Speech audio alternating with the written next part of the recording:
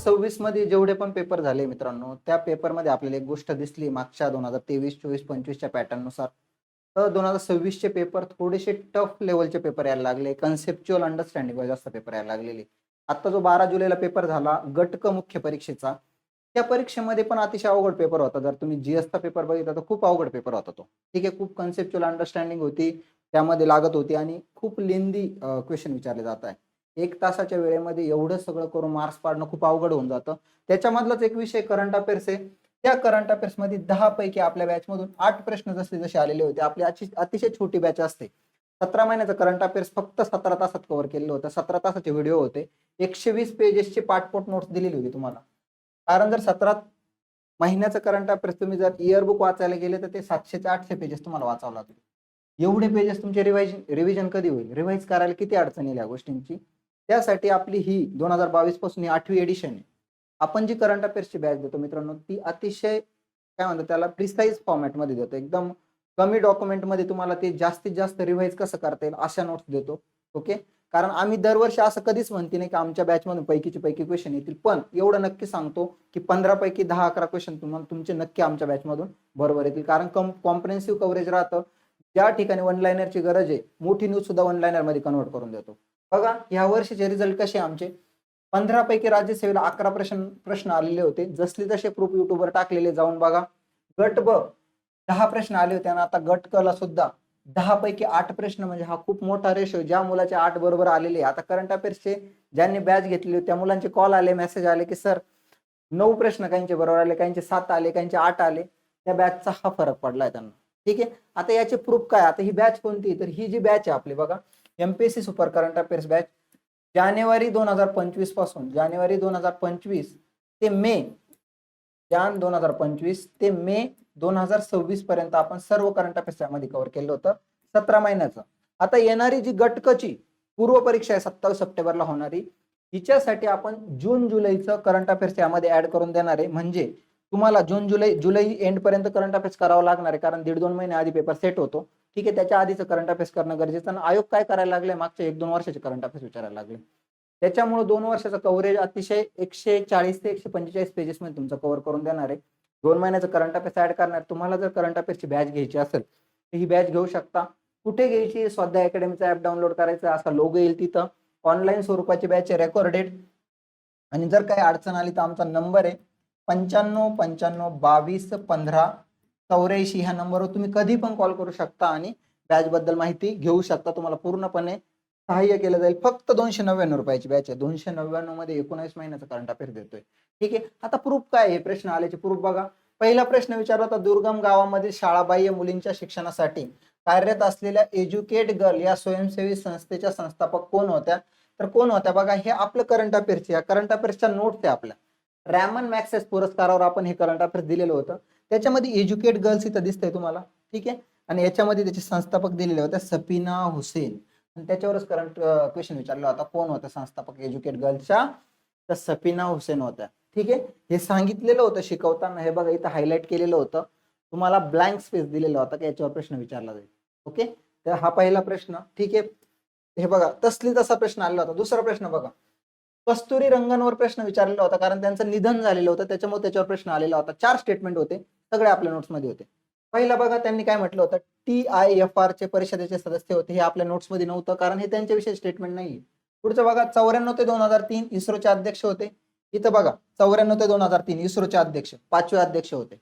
याच्यावरून कळतं हे 100% बरोबर आहे, कारण त्यांनी सत्य नाही विचारलेलं आहे. ठीक आहे, सत्य नाही विचारलेलं आहे. NEP म्हणजे काय? नॅशनल एज्युकेशन पॉलिसी, राष्ट्रीय शैक्षणिक धोरण त्याला मराठीमध्ये आपण म्हणतो. 2020 मसुदा समितीचे अध्यक्ष होते ते. ठीक आहे, शिकवताना सांगितलेलं होतं नॅशनल एज्युकेशन पॉलिसी. ठीक आहे, NEP शिल्पकारांपैकी एक होते. मसुदा समितीचे ते अध्यक्ष असतील तर शिल्पकारांपैकी एक असणार ना ते. पुढचं बघा, पद्मभूषण पद्मविभूषण पुरस्काराने सन्मानित करण्यात आलेले. पद्मभूषण कधी दिला होता? 1992. पद्मविभूषण कधी दिला? 2000 मध्ये. पद्मश्री कधी मिळाला? 1982 मध्ये. सर्व कव्हर केलं होतं. त्याच्यावरून कळतं की हे पण स्टेटमेंट बरोबर आहे, हे पण स्टेटमेंट बरोबर आहे. पर्याय क्रमांक 1 याचा करेक्ट आन्सर आहे. अशा पद्धतीने आपण करंट अफेअर्स कव्हर केलं होतं मित्रांनो. एकदम इझी, एकदम शॉर्ट मध्ये. नोट्स बघा कशा पद्धतीने दिल्या, त्यांचं वैज्ञानिक व प्रशासकीय भूमिका असेल, इथं बघा शैक्षणिक प्रशासकीय योगदान असेल, सगळ्या गोष्टी दिल्या होत्या. पुढचा प्रश्न बघा, भिकल्या लाडक्या धिंडा, सरळ सरळ दिलेलं होतं. भिकल्या लाडक्या धिंडा, तारपा वाद्य, त्यांना तारपा वादक होते, पालघर जिल्ह्यामधले खूप फेमस पर्सनॅलिटी. ठीक आहे, खूप त्यांचं म्हणजे ज्यांना पद्मश्री मिळाल्यानंतर त्या व्यक्तीचं खूप नाव झालंय आपल्या महाराष्ट्रामध्ये. एवढ्या म्हणजे तळागाळातला व्यक्ती तारपा वाजवत वाजवत एवढ्या दिवसापर्यंत तारपा वाजवतोय आणि त्यांना पद्मश्री मिळतो, हे आपल्यासाठी अभिमानाची गोष्ट होती. त्याच्यावर हे बघा, इथं तारपा वाद्य दिलेलं होतं आपण नोट्समध्ये. महाराष्ट्राचे पद्मश्री 2026 लिस्ट दिलेली होती. कोणत्या याच्यामध्ये का दिलेलं होतं तारपा वाद्य? कारण ते खूप न्यूज मध्ये होते. सरळ सरळ तुम्ही तारपाला इथं जोडी लावून द्या ना, बघा ना. एक चक्क कुठं दिले? एक चक्क फक्त एक ठिकाणी दिले, बाकी दिले का कुठं? नाही. तुम्ही उत्तरापर्यंत पोहोचताय एका याच्यावर. आपल्या नोट्स मधला प्रश्न आहे बघा. आपल्या नोट्स मधला म्हणण्यापेक्षा करंट अफेअर्स एरिया खूप मोठा आहे. आपण जे कव्हर केलं होतं त्याच्यातून हे प्रश्न आलेले. ओके, पुढचं बघा. ग्रँड स्लॅम एकेरी सामन्यामध्ये 400 विजय मिळवणारा जगातील पहिला टेनिस खेळाडू. आपण याचं वन लाईनर कव्हर केलं होतं. 430 ग्रँड स्लॅम खेळून रॉजर फेडररचं रेकॉर्ड कोणी तोडलं होतं? 430 खेळला होता आणि 400 विजय कोणी मिळवला होता? नोवाक जोकोविच यांनी मिळवला होता, हे सांगितलेलं होतं. ठीक आहे, लगेच तुम्ही उत्तरापर्यंत पोहोचता, कारण तो एकमेव होता का 430 ग्रँड स्लॅम खेळला आणि त्यात 400 विजय. ठीक आहे, उत्तरापर्यंत पोहोचताय. वन लाईनर दिलेलं होतं बघा इथं. ठीक आहे, पुढचं बघा. P Narayan, V S Achuthanandan, Mammootty, Uday Kotak. इथं ही पद्मभूषणची लिस्ट आहे. इथं बघा, उदय कोटक दिसत आहे, उद्योग व व्यापार, वाणिज्य व उद्योग. तुम्ही लगेच जोडी लावा, उत्तरापर्यंत पोहोचताय तुम्ही. पुढचं बघा. हा प्रश्न बघा. खालीलपैकी कोणत्या देशाने युनेस्कोच्या मॅन अँड बायोस्फिअर मॅप, काय म्हटलं? मॅन अँड बायोस्फिअर मॅप कार्यक्रमाच्या आंतरराष्ट्रीय समन्वय परिषदेसाठी निवड झाली कधी? 2025 ते 2029. आपण वन लाईनर दिलेलं होतं, पूर्ण न्यूज नव्हती कव्हर केली. आपल्याला माहित होतं क्वेश्चन कशावर विचारला जाईल. म्हणजे आता हे माहित असणं म्हणजे काय का 2022 पासून करंट अफेअर्सची बॅच बनवतोय. 8वी एडिशन आहे. ठीक आहे, 8वी एडिशन आहे स्वाध्याय अकॅडमीची. तुम्ही बरेच विद्यार्थ्यांनी बॅच घेतलेली असेल, काही विद्यार्थ्यांनी घेतली नसेल तर तुम्ही घ्या. ठीक आहे, त्याच्यावरून कळून जातं का आयोग कसे क्वेश्चन विचारतं, एखाद्या न्यूजवर कसा क्वेश्चन विचारला जाईल. ठीक आहे, तो एक्सपिरियन्सच्या बेसवर हा बघा. फक्त वन लाईनर दिलं होतं. 2025 ते 29 मॅप कार्यक्रम युनेस्को, कोण? ओमान. उत्तरापर्यंत पोहोचताय तुम्ही. ठीक आहे, ओमान. सरळ सरळ प्रश्न आहे. पुढचा प्रश्न बघा. खालीलपैकी मिले सूर मेरा तुम्हारा या राष्ट्रीय एकात्मता गीताचे शब्द कोणी लिहिले होते? पियुष पांडे यांचं निधन झालेलं होतं, त्यांच्याविषयीचं बघा इथं दिलेलं आहे बघा. मिले सूर मेरा तुम्हारा. लगेच कळतंय आपल्याला. ठीक आहे, उत्तरापर्यंत पोहोचतोय आपण. पुढचं बघा. अंके गौडा. अंके गौडा पण आपण कव्हर केलं होतं, त्याचा स्क्रीनशॉट टाकायचा राहिला. हे पण कव्हर केलं होतं. अशा 8 प्रश्न जसली तसे 10 पैकी 8 म्हणजे 16 मार्क 20 पैकी ते नोट्स मधून आलेले होते. खूप मोठी गोष्ट आहे. करंट अफेअर्स मध्ये 5-6 बरोबर येणं खूप चांगला स्कोर मानला जातो. जेव्हा तुमच्या अशा नोट्स वाचून 8 जर बरोबर येत आहे, तुम्हाला बाकीचा सोर्स करण्याची गरज पडत नाही.